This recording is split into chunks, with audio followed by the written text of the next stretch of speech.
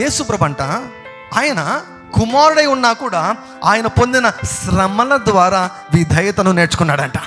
విధేయతను నేర్చుకున్నాడు. హల్లెలూయా. అసలు 12 సంవత్సరాలకే జ్ఞానం ఎక్కువైపోయే లోపల కేర్ చేయలేదు. ఇంకా వాళ్ళ అమ్మను వాళ్ళ నాన్నని కేర్ చేయలేదు. కేర్ చేయకుండా వాళ్ళకి తెలియకుండా వెళ్ళిపోయాడు మందిరంలోకి వెళ్ళిపోయాడు.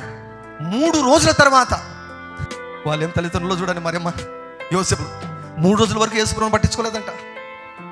3 రోజుల తర్వాత డౌట్ వచ్చి వెతికితే లేడు. వెతికితే మందిరంలో ఉన్నాడు. అప్పుడు కుమారుడా, ఇలా చేయటం ఏమైనా ధర్మమా, న్యాయమా? ఎందుకు ఇలా చేశావు అంటే, నా తండ్రి పని మీద నేను ఉంటానని మీకు తెలియదా?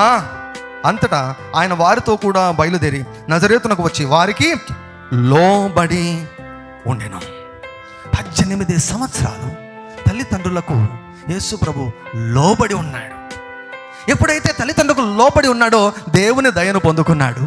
ఎప్పుడైతే తల్లిదండ్రులకు లోబడి ఉన్నాడో సమాజపు దయను కూడా పొందుకున్నాడు. అబ్బా, ఈ నజరేయుడైనటువంటి యేసు వాళ్ళ అమ్మకు వాళ్ళ నాన్నకు భలే మాట వింటాడబ్బా. చాలా ఒదిగి ఉంటాడు, లోబడి ఉంటాడు, తల్లిదండ్రులకు లోబడి ఉన్నాడంట. ఏమవుతుంది 18 సంవత్సరాలు అంటే 30 వచ్చేంత వరకు ఊరికి వెయిట్ చేయడం, అదే ఆ point. That's not the point. యేసయ్య హృదయాన్ని ఆయన మలుస్తూ ఉన్నాడు, మనసును మలుస్తున్నాడు. చేయబోయే పరిచర్యకు కొరకై యజమానుడు వాడుకొను అర్హమైన పాత్రలాగా దేవుడు మలుస్తూ ఉన్నాడు.